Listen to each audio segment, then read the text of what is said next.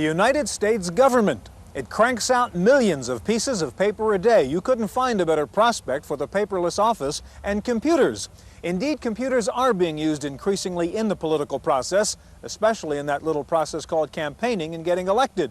Today we're going to take a look at computers and politics on this edition of the Computer Chronicles.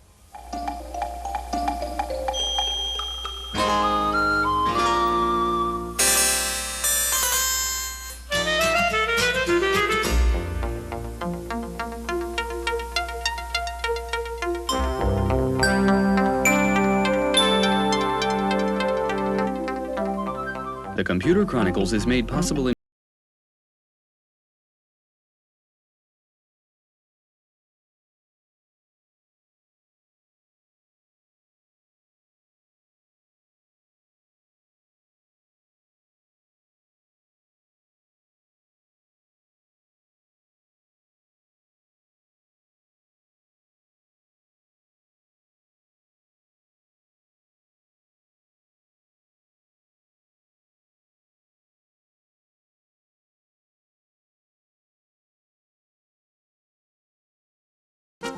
Welcome to the Computer Chronicles. I'm Stewart Cheifet, and this is Gary Kildall.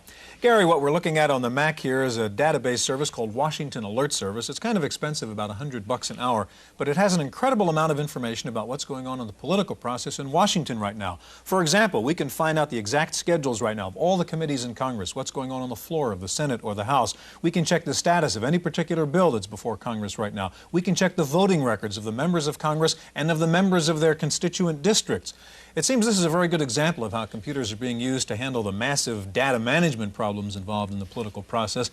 But aren't people also concerned that computers could be used in a dangerous kind of 1984-ish way to threaten the political process? Well, Stewart, this is a clear example of how we're moving into the information age, where information is a valuable commodity. If you have access to quick and ready access to this information, you have a tremendous competitive advantage.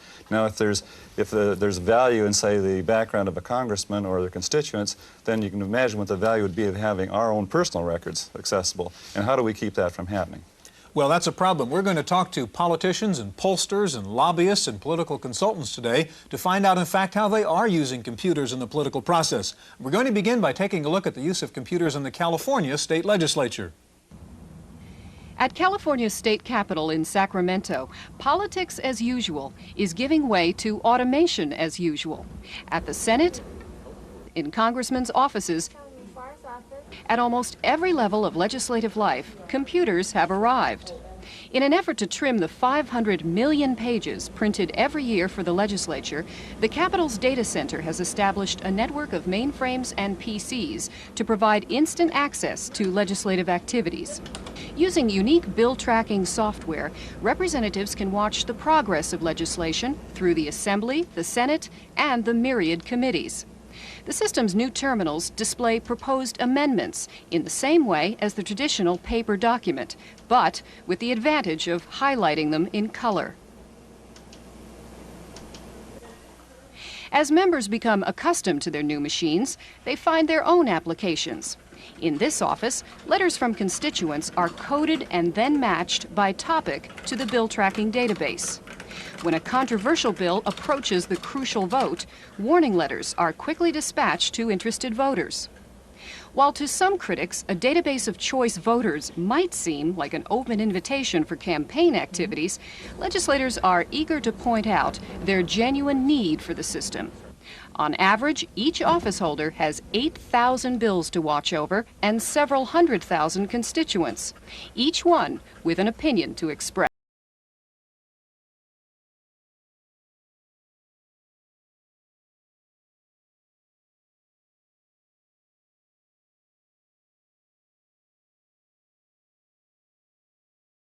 On the studio is Roger Lee. Roger is president of Capital Data Communications. And next to Roger, Frank Toby, president of Zschau, Toby & Associates. Both these gentlemen involved with two of the leading companies in the use of computer technology in politics. Gary? I'll start with a very general question for Roger. Just how are computers generally being used in the political campaigns these days? Well, basically what we do with computers is try to target voters for political campaigns and office holders. In other words, we build databases using the registered voter file, and then using other files, match it against the voter file to pinpoint as much information as we can. What's their occupation, what's their age, what's their ethnicity. We might take a ethnic surname dictionary and bounce it against it, or their gender in a lot of cases. So we're trying to find out as much as we can about that individual voter, how many times they voted in the last 5 elections, let's say. So it's basically a database problem, trying to figure out what the target audience is and so forth, collecting all that information. Frank, is that basically the same kind of thing that you're doing? That's the beginning. Mm-hmm. The beginning is to develop a database that you can give the strategist to a campaign the different segments that make up his district. And then he has to spend the campaign's money to try and develop these segments into people who want to vote for his candidate. And so they use pollsters and other forms of direct contact to try and find out what's going to persuade these different segments. The more that we can identify through the use of the database, the better opportunity the pollster has to try and find segments that we can target. Once that we target them, then we start using different types of products to get our message, to get the campaign's message across. We use direct mail, we use door-to-door canvassing, we use phones. You know, there's a lot of campaign products. So really, to be competitive in, let's say, in a political campaign right now, you really have to have that information. Is that sort of the way it's... Oh, definitely. Yeah, absolutely. I think all politicians know they need it now. Is that right? Yeah. Frank, it sounds like a kind of inverse, if not perverse, process in a way, where you're saying that the candidate may, in a sense, be transparent. You simply go out and find what the constituent wants, and then that's what the candidate becomes. Not exactly. What you do is you find out the components that make up his district, and then you try and find out the way that the candidate can address each of the different segments within his district. For instance, if you've got a highly ethnic district, then it's incumbent on the candidate to have something unique to say to those ethnic groups. And it might not be the same thing that a non-ethnic working guy would pay attention to. So you have to identify them just to get their attention. You know, a lot of people throw campaign mail as they throw junk mail away. And so what you try and do is to find some affinity. And that affinity is determining that they are an ethnic or have an ethnic background, or they're a working man, or they live in a high-rent district, or and so on. All the different segments. Now, Roger has a product, a software product that is used apparently in political campaigning. Could you show us what you have here? Sure. This is Solon, and Solon is a software product for IBM PCs and compatible that small campaigns primarily can use, although large campaigns can tie into the mainframe with it as well. And it has really 3 components to it. The first section is for incumbent office holders, and it allows them to track casework. When someone writes their office or calls their office, you can record where that referral came from, if it came maybe referred to the governor's office or something, or it came directly, who you assigned it to in your office, and what action you took with that particular constituent's inquiry. The second part is more campaign administration, to candidate scheduling. You can actually schedule multiple campaigns. They'll do all the finance-related types of items, record contributors, who they are, their occupation, their income, their amount of contribution. You can also do some polling, set up questionnaires, tabulate the questionnaires, do district analysis, and so forth. How about a demonstration? Sure. Let's take a look at the political office management segment. This actually is installed right now in every assembly office in the state of New York, and that's this first one that's up here now. So this would be the case management, casework management you were talking about. That's correct. That's correct. And so a constituent writes to the office, and the first thing you'd probably want to do is see if that individual had written previously. In this case, let's take John Davis here and take a look at him. What do we know about him? Well, let's see. Obviously, we know his name, we know his address, his phone number. We know he goes by a nickname Jack. Obviously, or probably he's written in this case before, because we know quite a bit of information about him. We know he's president of a computer company. And then we also know his date of birth in this case, Social Security number. We can see that his national ancestry is Italian, he's Caucasian. Where do you get all this information? Well, it just depends. Now, in a case of someone writing the office or having correspondence with the office, you may pick it up from information that they provide to you. In the case of voters, we get it from a variety of sources. We may get DMV lists if they're available to us. We may take tax assessor lists to see who owns property, who rents, what type of property it is. So it comes from a variety of sources. And what is your feeling about, this is obviously an issue that everybody concerns themselves with, and that's access to what people consider their own private information. How do you feel about that? Well, this question really, I'll start with Roger. Well, all the lists that we take are basically public information. They are public information, and we match them against the file, as I said, to make the message that our clients are sending to the voters more relevant to the recipient. We're not prying into anything that's either not public or is in any way secret, I don't think. Frank, how important is this stuff? I mean, is it possible now that candidate A beats candidate B because he had better software? We have found, and there's been some studies made, that campaign tactics account for perhaps as much as 2 or 3% of a vote. Now, most people win by 5% of the vote. So 50% of the campaigns doesn't have that much of an effect. But the other 50% has one heck of an effect. And so if you have products that really get people's attention, and using techniques like this to just find that extra group of people who will give you that attention, then yes, you can have an actual effect on an election. Now, Frank, I understand your database, the work that you've done with your database is pretty much nationwide. Is that true? We have 90 million voters that we retain, principally in the database, principally Democratic. Gentlemen, we've got to take a break. Thank you very much. We're going to go to Washington in just a minute and see how a congressman uses a computer in his office. First of all, we'll take a look at political polling and see how computers affect political pollsters. Wendy Woods has that report. As politicians have become increasingly dependent on polls, pollsters have become increasingly dependent on computers. Field research, for instance, is filled with a network of terminals connected to a VAX minicomputer. The system draws random phone numbers that operators will call, allows interviewers to read questions right off the terminal, enables them to send those answers directly to the minicomputer. The analysts can then look at the data in a number of ways and compile their reports. We can turn things around much faster now. When we get the data, it's a matter of 2 or 3 days. When we can have tables, before it was probably a week to 10 days, something like that. In fact, now with the CRT interviewing, we can turn a study around the minute the interviewing is complete. Over the last few years, computers have virtually taken over the research field. However, one job where computers won't intrude soon is the job of interviewer. Human operators still beat out the synthesized voice. Perhaps the most important aspect of automated research, however, is that the results produced are far more accurate. Field research polls, for instance, claim just a 3.1% margin for error in general, and few politicians can argue with that. For the Computer Chronicles, I'm Wendy.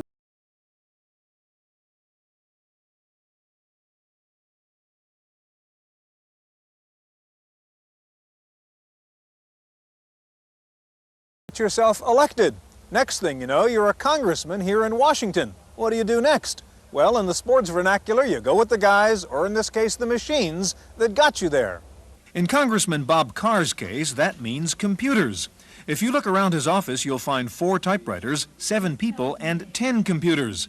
Congressman Carr is one of only 3 members of the House who has his own computer system, IBM PCs, and an Ethernet network. Congressman Carr says computers have revolutionized the way his staff works. We don't have any secretaries in this office as such. We require, when I hire a person, that they have some computer friendliness, that it's even better if they have some computer training. As a result of that and the requirement that they be able to type, and they type their own letters, there's no one in this office who asks someone else to do essentially their job for them. They have a computer, it's available, they use it. Congressman Carr uses computers not only to run his office in Washington, but also to get elected back in his district in Michigan. And he thinks better computer systems can make a difference. I've tried to put into my organization, both on the official side in Congress and in the campaign, people who are computer smart. And I believe, generally speaking, when it comes to the campaign, we've generally run circles around the opposition. They've made their effort, they've gone down to Radio Shack or wherever and bought their computer and started out from scratch. But we've tried to institutionalize that knowledge and that learning, I think we start way ahead. Congressman Ed Zschau represents the Silicon Valley area of California, so you'd figure he'd use computers, and he does, particularly to handle mailings to voters. Though some people complain about computerized letters, Zschau says it all makes sense. In a campaign, essentially what you're trying to do is get your message out to the voters. Some messages that you have make no difference to the voters. So you're wasting your time and your energy and your money if you're sending that message out to those voters. Another message to those voters could be very influential in their decision making. So the use of computers in order to target, if you will, the messages that you send out to those who really care about what you're saying, I think is perfectly appropriate. Congressman Zschau sees the day when a computer program could actually design a political campaign. I could envision models, computer models, of exactly how to win a campaign based on first your polling data, your historical data, taking that all together in order to form the kind of campaign strategy and themes that will appeal to enough people to get you 50% plus one. But both the congressmen we talked to sent out warnings about carrying computers in politics too far. You always have to keep the technology in its appropriate place. Computers can help you assimilate and cross-tabulate vast amounts of data on what people are thinking, and importantly, who, as a profile, are having those thoughts. You still can't computerize the human element. Stewart, we now have proof positive the computers are user-friendly. We've got a politician using one. Even politicians can use them. You're not saying anything I'm just negative kidding. about politicians. I'd like to introduce now another Gary Chapman, who has joined us. Gary Chapman is Executive Director of Computer Professionals for Social Responsibility, and with us again is Frank Toby. Gary, we'll get to you in just a minute. Frank, first of all, let's take a look at the result of some of the database searches. What kind of materials are actually produced? Well, here's a really interesting one that addressed a particular problem in an Arizona campaign. The pollsters found that senior citizens were going to have the most impact on this health care issue, and yet they were paying the least attention to it. So the campaigner decided that he would design a product, and this looks like a handwritten letter, but it really isn't. It's a mass mailing done in 175,000 quantity, and it looks like it, and it draws people's attentions, and it's addressed only to senior citizens, and it's got something like 1,500 variations on it. But what it did is it took the senior citizens and made them read it, because it's such an unusual piece. It looks like a handwritten letter. What's inside? Inside is a totally personalized letter. Which is not really personal. Which is not personal. I mean, it is personalized on the computer. But written by a computer. But it is lasered. In script. In script on a computer with a matching from the desk of that tells the particular issues that we would like the candidate to vote on. Was this a successful campaign? Yes. In fact, this particular piece had so much impact that there were 20 people whose names were used to write the letters. We had their approval to use it. These people received a little over 14,000 telephone calls, and their telephone numbers are not on here. Telephoning was not requested. So, I mean, this is a huge impact. Right. Now, this immediately leads to ethical questions, and this gets to the question I want to talk to you, Gary, about. We have, 90 million names now that you've created a database that has apparently all sorts of material about background, ethical backgrounds, ethnic background, and so forth. What do you feel about ethics of this? Well, first of all, I don't want to malign Frank and suggest that he's doing anything unethical, but I think as a social question, this is something that we have to have some sort of public debate about. The idea of actually targeting particular constituencies to address a single issue that they might be concerned about is something that is somewhat disturbing. I think that computers have played a large role in the rise of one-issue politics, where people are actually voted into office on their stand on one particular issue, and that is a disturbing trend in contemporary politics. And what about the gathering of the information? Now, we heard that it comes from DMV, for example, Department of Motor Vehicles. Some of that information I might consider myself to be, well, sort of private. Now, what about that kind of information? I think that's I think that there's quite a bit of confusion about that particular issue, about what kind of information should be private and what should be public and so on. Obviously, there's some things in tax assessor information and so on that should be public. There's some information in your driver's license database that might not be made public if you had your preferences. What disturbs us about it is that these are things that are collected basically for some particular purpose that the person has agreed to supply that information for, and then it's been used for another purpose which they have absolutely not given their consent to... Now, Frank, how do you and the companies you work with deal with that particular issue? Well, there's about 3 levels of dealing with it. First of all, it's a serious problem, because by identifying senior citizens, in this example, I could use it, a campaign could misuse it just as well as properly use it. We needed to get the senior citizens' attention, so this was a way to target them. We did it by matching the voter file against the driver's license file, which was available in Arizona, and that gave us their date of birth. So we were able to identify this group of people. But you could also misuse it. You could write a message to people who weren't senior citizens saying it's time to cut out Social Security. And you could write a contradictory message to the seniors saying, I'm all for Social Security. Or, in fact, if it was used by someone entirely, not even, just say, get the database and use it for the purpose of trying to get a contribution to a fund that doesn't even exist. Well, there are rules. This gets back to, I think, Gary's question about the misuse of database. How do you take care of the problem of misuse of the database? Well, there are a couple of basic rules. One is that voter files can only be used for campaign or governmental purposes. So they cannot be used to sell insurance. They can't be used for any commercial purpose whatsoever. That's why my business is 100% political. We can't use the lists for anything else. But that list has value, though, right? The list has value, and if it has value, it could be stolen. We have very serious security just for that purpose, because they do have value. So we try and protect it so that it won't be stolen. And even if it was stolen, it wouldn't have any meaning. But there is no mechanism, no formal mechanism in place that really makes that protection happen, though. That's correct. Gary, we have just about a minute left, and one other issue, the question of using computers now in the actual voting process and the tallying of votes. Some people have expressed concern about centralizing the possible tampering point. Does that bother you? Yes, that's a serious concern, and there's actually several court cases going on in the United States now concerning computer voting, where a particular computer program has been accused of being very, very susceptible to fraud and manipulation, yes. In what way? Well, in this particular case, it uses data punch cards, and those data punch cards can either be added to the stack of legitimate votes, or new data punch cards can be put in that actually change the software code that tallies the votes in the first place. A serious problem. Gentlemen, thank you very much. There's no question computers, like any other tool, can be used for good or they can be used for evil. We're going to get the thoughts of our commentator, George Morrow, on the subject. You know, paper made it easy to record information. The printing press made it easy to duplicate information, and the computer makes it easy to manipulate information.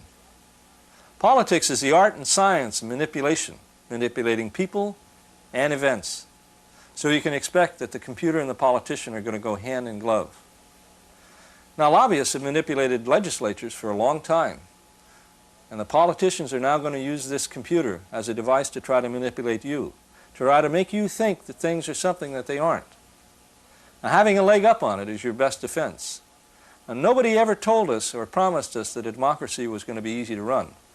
But a well-informed population, a well-informed electorate, is the best device to keep it running well.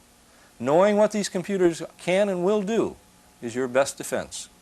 That's my opinion. I'm George.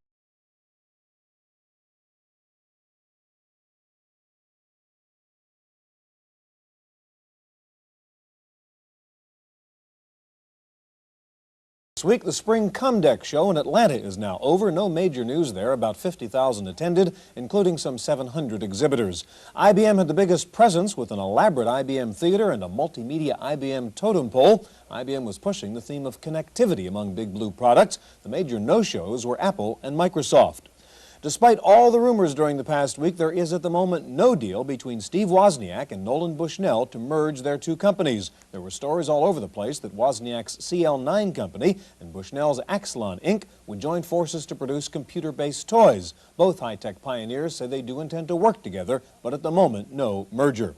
In our legislative update file, you may find Congress a little more attentive to the problem of computer crime these days after Congressman Zschau's computer system was broken into by a hacker last week. His entire database, consisting of constituent mailing lists and form letters, was erased. It's believed to be the first computer break-in on Capitol Hill. Meanwhile, the House Subcommittee on Crime heard testimony this past week about computer crime. Representative William Hughes of New Jersey, sponsor of a computer crime bill, said hackers are no longer teenagers motivated by fun, but professionals motivated by profit. The Hughes bill would make it a felony to maliciously cause damage to a computer program or database. And hacking moved into the video arena last week as Captain Midnight surfaced as the first space hacker. The mysterious intruder broke into HBO's satellite feed with a protest message. FCC investigators say they suspect the transmitter dish was somewhere in Texas. They're studying the characters and color bars used in the transmission in an effort to identify the kind of equipment the hacker used. Time for a software review, and here's Paul Schindler. Does this remind you of a database management system? Of course not. It's a Lotus 123 spreadsheet. And never the twain met until a company called ANSA in Belmont, California, borrowed the spreadsheet idea from Lotus as the basis for their data management program, Paradox. And that's not all they borrowed. Even the command menus look like 123. And a venture capital group, Seven Rosen Partners, helped ANSA get started. The same people helped fund Lotus. Paradox may look like a spreadsheet, but it operates like a fully relational database manager, just like the ever-popular DBase. But unlike DBase, you don't have to learn a complex programming language. Creating files is logical and straightforward. You then enter records or transfer them from your current data management program. Paradox automatically reformats a variety of records from other programs into its internal format. Now, Paradox takes a lot of hardware, at least 512K of memory, and while a hard disk isn't absolutely required, it's a practical necessity. Add to that the $695 price tag, and you'll see I'm talking about a serious investment. But if you need powerful data management, combined with relative ease of use, Paradox is worth it. For the Computer Chronicles, I'm Paul Schindler. Zenith has announced that it's cutting prices on its personal computers. The single drive Z158 goes down $300 to $1999, and the hard drive AT compatible, the Z200, is being cut by up to $1,000.